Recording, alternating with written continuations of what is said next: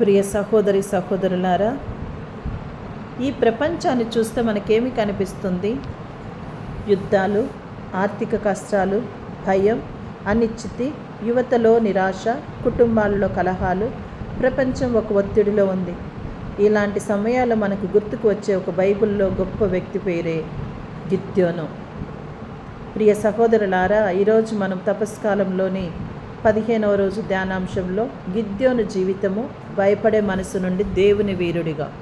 గిద్యోను జీవితము. గిద్యోను బలహీనతలో పిలుపు. గిద్యోను కథ మనకు చదివేది బుక్ ఆఫ్ న్యాయాధిపతుల గ్రంథము 6 నుండి 8 అధ్యాయాల్లో. ఇజ్రాయేలు ప్రజలు మిద్యానీయుల చేతిలో బాధపడుతున్నారు. పంటలు నాశనం అవుతున్నాయి. ప్రజలు భయంతో గుహల్లో దాక్కుంటున్నారు. గిద్యోను కూడా దాక్కొని గోధుమలు కొడుతున్నాడు. అప్పుడే దేవదూత వచ్చి ఇలా అన్నాడు, పరాక్రమశాలి వీరుడా. అతను ఆశ్చర్యపోయాడు. నేను చిన్నవాడిని, బలహీనుని అన్నాడు. ఇది మన మాటలే కదా.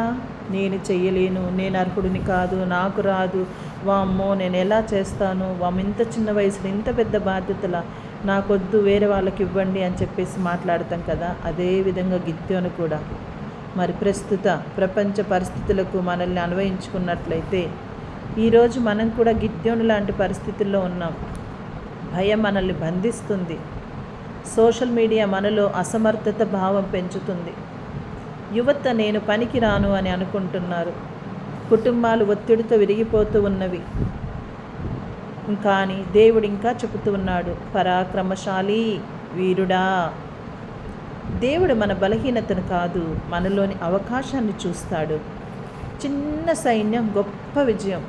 గిద్యోనుకు 32,000 మంది సైన్యం ఉన్నారు. దేవుడు అన్నాడు చాలా ఎక్కువ, అది 300 మందికి తగ్గింది. ఎందుకు? విజయం మన శక్తితో కాదు, దేవుని శక్తితో అని చూపటానికి. ఈ ప్రపంచంలో మనకు పెద్ద సంపద, పెద్ద సంబంధాలు అవసరం అనిపిస్తుంది. కానీ దేవుడు చెప్తూ ఉన్నాడు, నాతో నువ్వు ఉంటే చాలు అని. ప్రియ సహోదరులారా, ఈ తపస్కాలం అనేది కూడా మన బలహీనతలను అంగీకరించే కాలము. గిద్యోనులాగా మన సందేహాలను దేవుని ముందు ఉంచే కాలము. గిద్యోను ఒకసారి కాక 2 సార్లు దేవుని సంకేతం అడిగాడు. దేవుడు సహనంతో సమాధానం ఇచ్చాడు. మరి ప్రియ సహోదరులారా, గిద్యోను నుండి సిలువ వరకు మనం నేర్చుకోవాల్సినటువంటి పాఠాలు.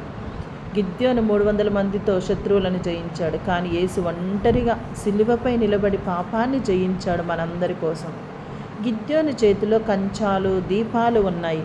యేసు చేతిలో గాయాలు, పంచగాయాలు ఉన్నవి. ఆ గాయాలు నీ కోసం, నా కోసమే. ఆ గాయాల ద్వారానే మనకి రక్షణ వచ్చింది. కావున ప్రియ సహోదరులారా, మరి ఇంకా చూసినట్లయితే మనం భయంతో దాక్కున్నవాడు, విశ్వాసంతో నిలిచిన వాడే గిద్యోను. మరి ఈ యొక్క న్యాయాధిపతుల గ్రంథంలో మనం చూసినట్లుగా శత్రువులంటే భయం మనకి. గిద్యోనుకు కూడా అదే జరిగింది. అసమర్థత భావం, మనల్ని దేవుడు విడిచిపెట్టాడనే సందేహం చాలా సందర్భాలలో మనకు వస్తూ ఉంది. ఎందుకంటే మనం విశ్వసించం కదా, చిన్నదానికి కూడా భయపడతాము. ఈ ప్రపంచంలో ఎన్ని కష్టాలు ఎందుకు? కానీ దేవుడు గిద్యోనుని ఎలా పిలిచాడు? పరాక్రమశాలి వీరుడా. మనకు కనిపించేది బలహీనత, దేవునికి కనిపించేది గొప్ప పిలుపండి. మరి మనం ఒక్కసారి ఆలోచించుకుందాం. ఈరోజు మనం కూడా ఎలాంటి గుహల్లో దాక్కున్నాం?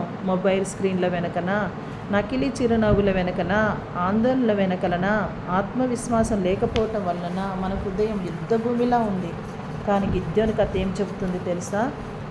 దేవుడు భయపడే మనసుకు కూడా ఉపయోగిస్తాడు. ప్రియ సహోదరులారా, మరి మన బలం తగ్గినప్పుడు దేవుని మహిమ పెరగాలంటే మన ప్రార్థనలో మనం మోకరించాలి. తపస్కాలం అనగానే ఆహారం తగ్గించటం అనుకుంటాం. కాదు, మన అహంకారం తగ్గించుకోవాలి, వ్యర్థ అలవాట్లు తగ్గించుకోవాలి, స్వార్థం తగ్గించుకోవాలి. అప్పుడే దేవుడు మనల్ని ముందు